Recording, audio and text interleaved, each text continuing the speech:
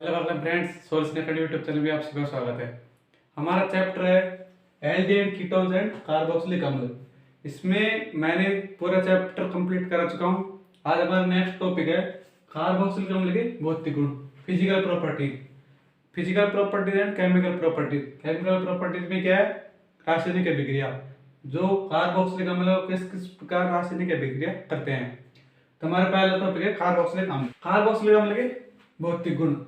Carboxylic अम्ल के निम्नतर सदस्य: लोअर मेंबर रंगहीन तीक्ष्ण गंधयुक्त द्रव होते हैं। ये क्या होते हैं? द्रव होते हैं। C4 से C9 तक सड़े मक्खन जैसी गंध वाले होते हैं। तथा उच्चतर सदस्य हायर मेंबर क्या होते हैं? वैक्स मोम जैसे ठोस होते हैं। ये जल में विलय होते हैं, सोल्यूबल होते हैं विलय। अणुभार बढ़ने के साथ साथ जल में विलयता इनकी घटती जाती है। एसिटिक अम्ल का अनुपात 60 होता है। क्या होता है? 60। लेकिन प्रयोग द्वारा कितना आता है? 120, क्योंकि इसमें डाइमर बन जाता है। क्या? डाइमर, द्विलक बन जाता है। इनके क्वथनांक उच्च होते हैं, बॉइलिंग पॉइंट हाई होते हैं। लगभग समान अणुबल वाले एल्कोहल एल्केन्स व ईथर से उच्च होते हैं। ये देखो, ये क्या है हमारे? एल्कोहल, ये कार्बोक्सिलिक अम्ल, ये एल्केन। एल्केन के क्वथनांक या बॉइलिंग पॉइंट हाई होते हैं। ये क्या है? 391, ये 370, ये 309। ये दोनों कम हैं इसकी तुलना में। तो ये क्या होगा हमारा? कार्बोक्सिलिक अम्ल के बॉइलिंग पॉइंट अधिक होते हैं। अब आती है डाइमर। द्विलक कैसे बनता है एसिटिक अम्ल का?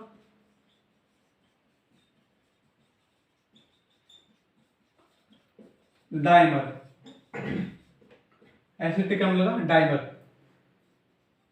CH3CO, negative charge, partial negative यानी आंशिक ऋणावेश।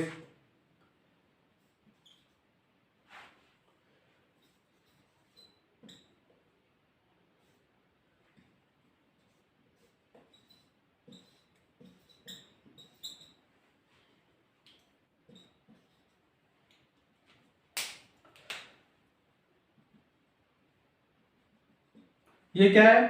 Hydrogen bond.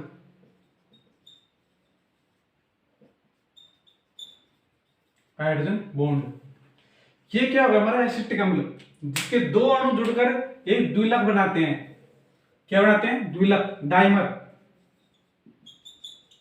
इसलिए इनका वैसे तो क्या होता है? आणविक भार मोलिकुलर वेट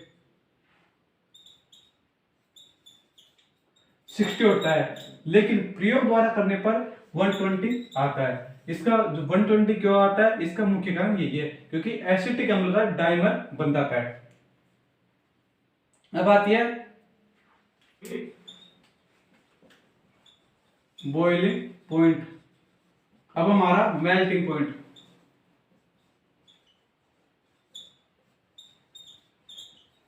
मेल्टिंग पॉइंट का कारण क्या है?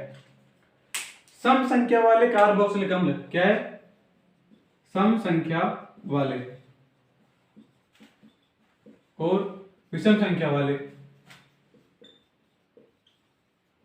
सम संख्या वाले कार्बोक्सिलिक अम्ल, विषम संख्या वाले कार्बोक्सिलिक अम्ल होते हैं। सम संख्या वाले कार्बोक्सिलिक अम्ल के मेल्टिंग पॉइंट हमेशा क्या होते हैं? हाई, उच्च होते हैं। इसके लो यानी कि कम होते हैं। तथा देखो, जैसे कि ये हो गया हमारा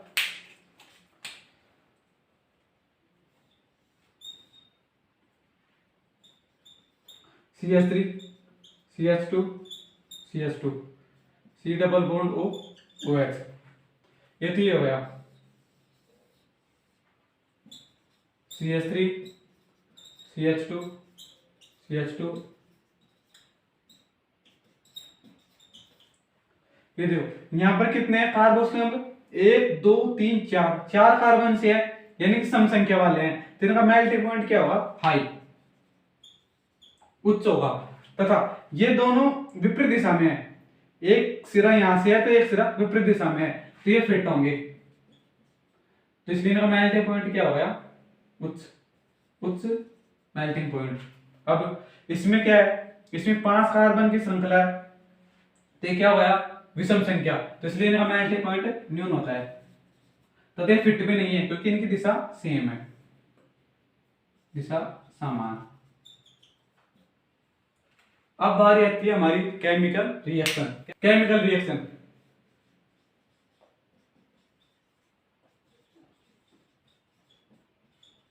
केमिकल रिएक्शन, केमिकल रिएक्शन में पहली है COOH समूह द्वारा,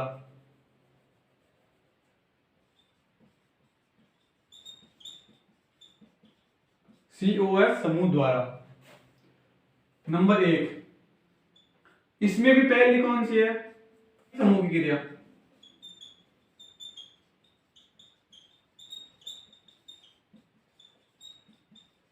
एल्कीन समूह की क्रिया, तथा इसमें भी पहली है नंबर 1 हेलोजनस,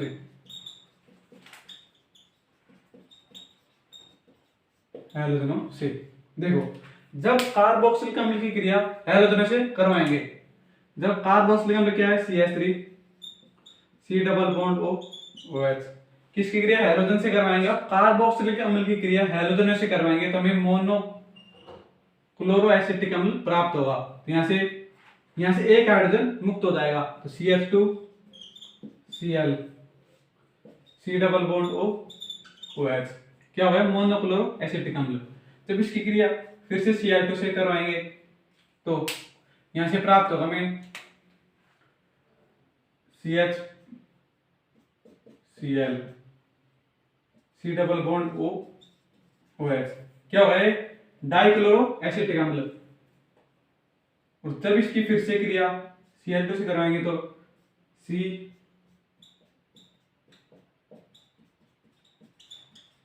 ट्राइक्लोरो एसिटिक अम्ल, यानी कि मोनो डाई व ट्राइक्लोरो एसिटिक अम्ल प्राप्त होगा। क्या हो गया? Mono chloro acetic acid. ये क्या हो गया? Dichloro acetic acid, trichloro acetic acid. क्या हुई? एल्किल समूह की क्रिया जिसमें हेलोजनों से क्या है? मोनो डाई और ट्राई क्लोरो एसिटिक अम्ल प्राप्त होगा। नंबर 2, संपूर्ण COOH समूह की क्रिया। जब कार्बोक्सिलिक अम्ल की क्रिया सोडा लाइम, जब कार्बोक्सिलिक अम्ल की क्रिया सोडा लाइम में फॉर्मूला होता है NaOH प्लस CEO का मिक्सचर। जब कार्बोक्सिलिक अम्ल की क्रिया सोडा लाइम के साथ करवाएंगे तो देखो CH3 C double bond O OH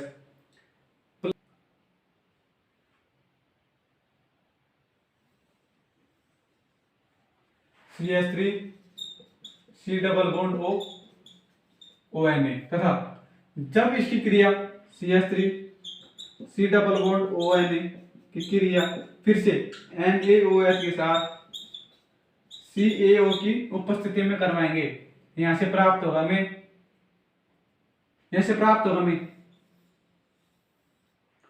CH4 plus Na2CO3 sodium carbonate.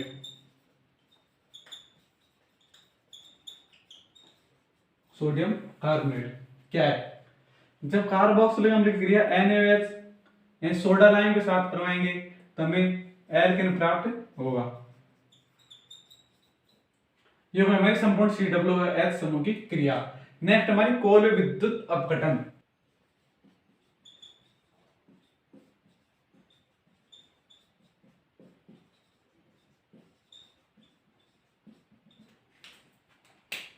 ये हमारा CH3 C double bond O ONA, जब इसका अपघटन करवाएंगे तो ऐसे प्राप्त होगा हमें C double bond O, O minus plus Na plus, ये प्राप्त हो गया। अब इसको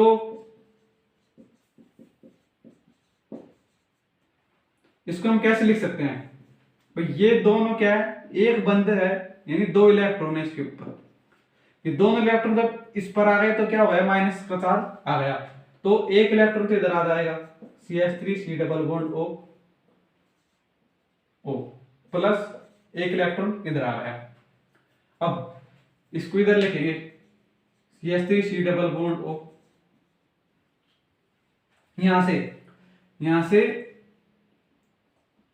अब ये जो बंद बन रहा है, ये 2 इलेक्ट्रॉनों के योग से बन रहा है, तो एक इलेक्ट्रॉन तो इसका इधर आ जाएगा और एक इलेक्ट्रॉन इसका इधर आ जाएगा। तो 2 इलेक्ट्रॉन मिले तो यहाँ पर एक बंद का फॉर्मेशन हो जाएगा, यानी C double bond O double bond O, ये बन गया। यहाँ पर क्या बच गया, CH3 मुक्त मूलक प्लस, अब इसको क्या कहते हैं हम, CO2, ये CO2 गैस बाहर निकले। और जब इसकी क्रिया CH3 की,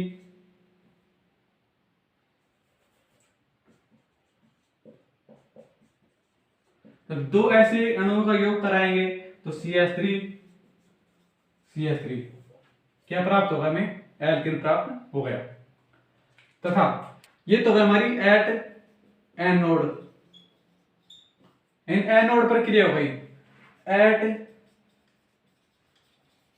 कैथोड, कैथोड पर क्रिया क्या है, Na को क्या लिख सकते हैं, Na plus plus electron, 2Na plus 2H2,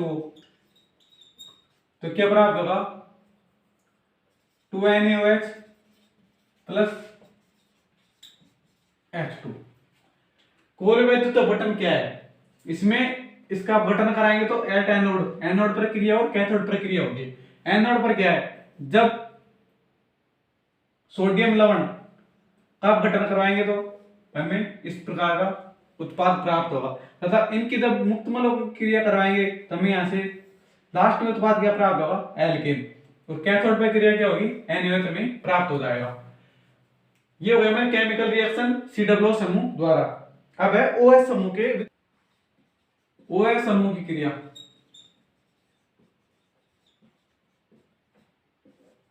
number 1 PCl5 के साथ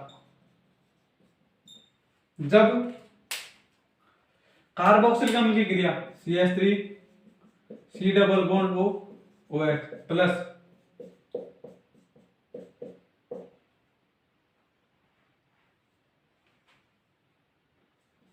PCl3, यहां से हमें क्या प्राप्त होगा, यहां से देखो, यहां से एक तो HCl अणु मुक्त हो जाएगा, तो क्या प्राप्त हुआ, CH3 एक तो HCl प्लस एक POCl3 तथा CH3 C double bond O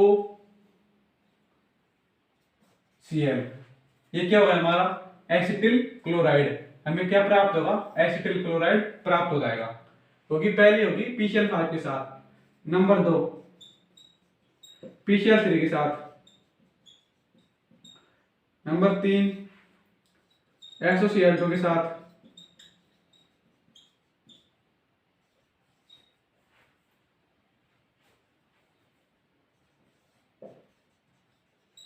NH3 के साथ।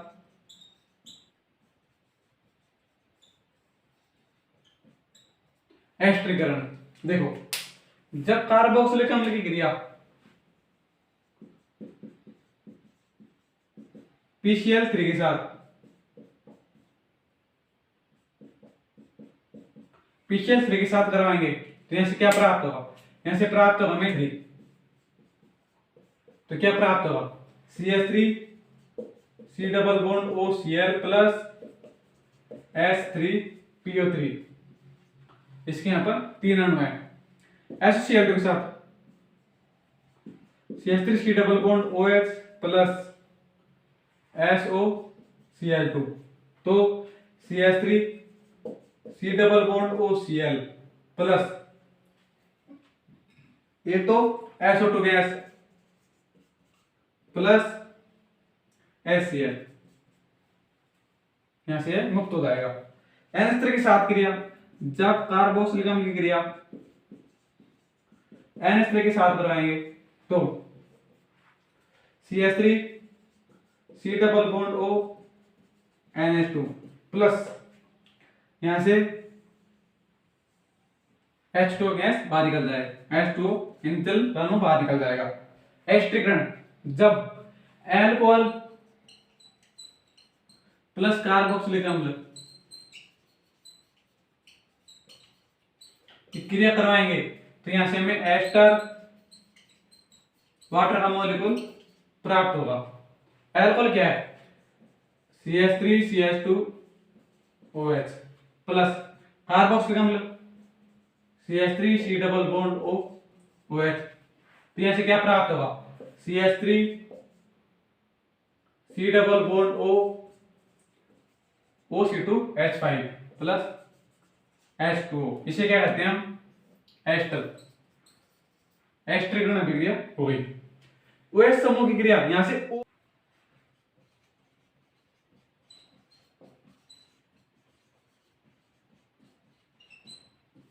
हाइड्रोजन परमाणु की क्रिया, इसमें क्या है? जब बंध O व H के मध्य टूटता है, उसमें क्या था? उसमें OH समूह की क्रिया हो रही थी पूरी, और यहां पर O व H के मध्य बंध टूट जाएगा। तो पहली है धातुओं के साथ क्रिया,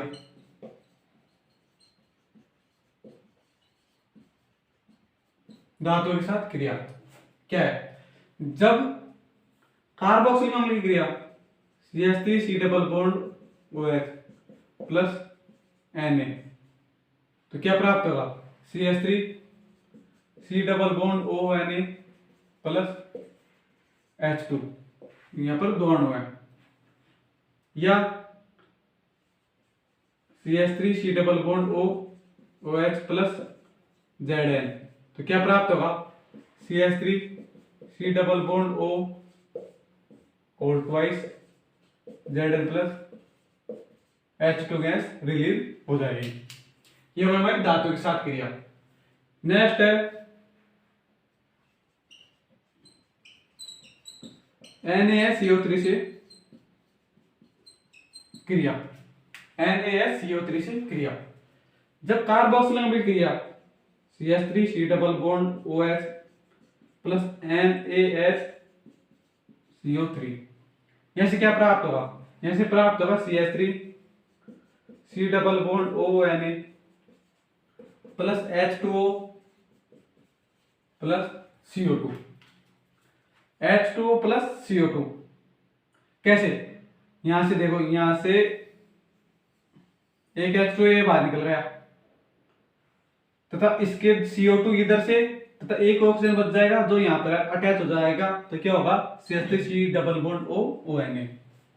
नेक्स्ट है NaCO3 से क्रिया, NaCO3 से क्रिया, जब कार्बोक्सिलिक अम्ल की क्रिया NaCO3 से करवाएंगे तो CH3 C double bond ONA plus CO2 gas release हो जाएगी। ये हो गई हमारी धातुओं के साथ अभिक्रिया। नेक्स्ट अभिक्रिया हमारे साथ, जब कार्बोक्सिलिक अम्ल की क्रिया NaOH के साथ करवाएंगे तो क्या प्राप्त होगा? यहां से प्राप्त होगा हमें CH3 C double bond ONA plus H2O। ये वो हमारी धातुओं के साथ अभिक्रिया। नेक्स्ट पॉइंट है स्मिट अभिक्रिया। स्मिट अभिक्रिया क्या है? जब कार्बोक्सिलिक अम्ल की क्रिया हाइड्रोजोइक अम्ल के साथ करवाएंगे CH3 C double bond OH N3H, ये क्या होगा? हमारा हाइड्रोजोइक अम्ल,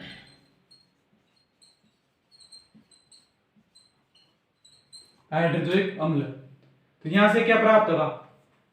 यहाँ से प्राप्त होगा हमें CH3।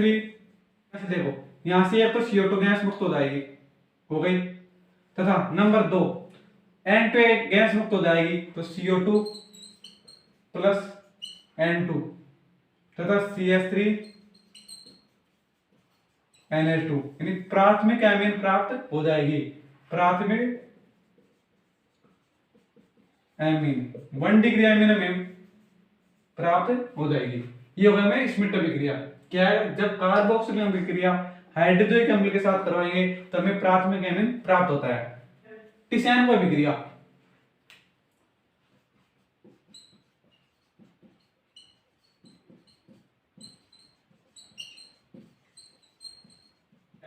जब एसिटाल्डिहाइड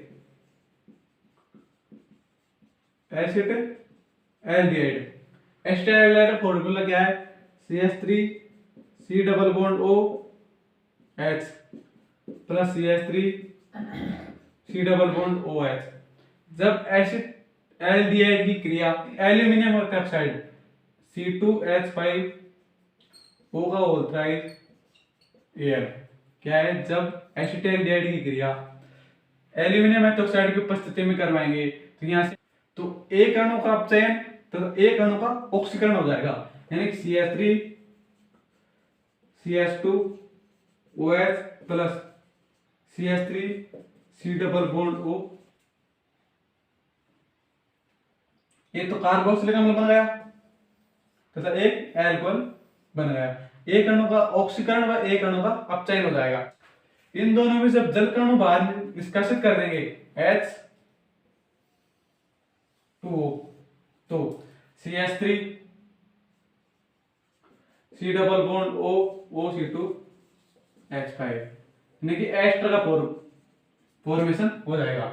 टिसान का बीज क्या है, जब एसिटाल्डिहाइड के दो अणुओं की क्रिया एल्यूमिनियम हाइड्रोक्साइड की उपस्थिति में करवाएंगे तो यहाँ पर जो उत्पाद बनेगा उनमें एक का ऑक्सीकरण और एक का अपचयन हो जाएगा तथा इन दोनों की जब क्रिया होगी तो जल कण विलोपित हो जाएगा तथा एस्टर फॉर्मेशन हो जाएगा। ये हमारी टिसैनो अभिक्रिया।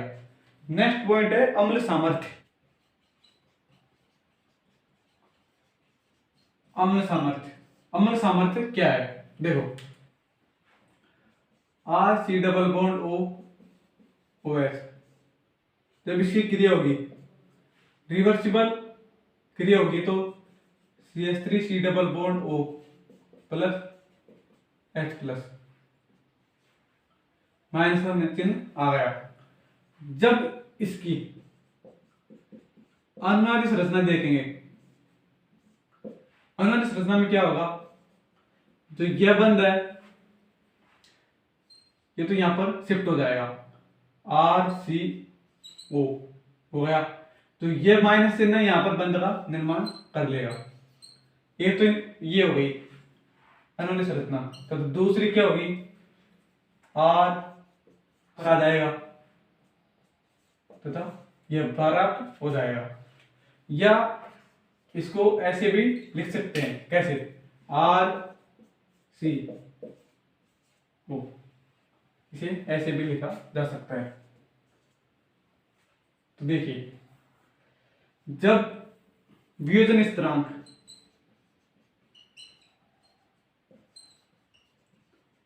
वियोजन स्थिरांक में क्या है, R C double bond plus H2O, तो R C double bond O minus plus H3 plus, ये हो गया। इसको हम Ka से व्यक्त करते हैं। द्रव्य अनुपाती क्रिया नियम से,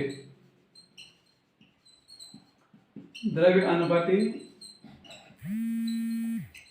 में क्या है, द्रव्य अनुपाती क्रिया नियम का मतलब यह उत्पाद प्राप्त है जो तो ऊपर R C double bond O minus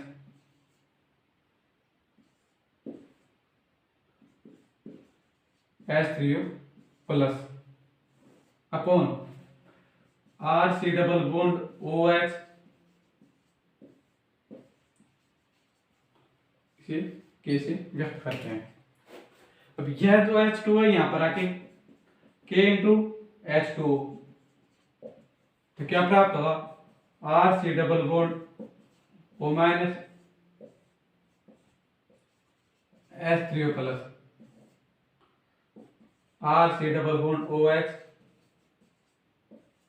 हमें यह प्राप्त हो गया है। नेक्स्ट के ए भी लिख सकते हैं, क्या लिख सकते हैं, के ए। तो के ए बराबर यह हो जाएगा, के ए बराबर यह हो जाएगा। तो इसका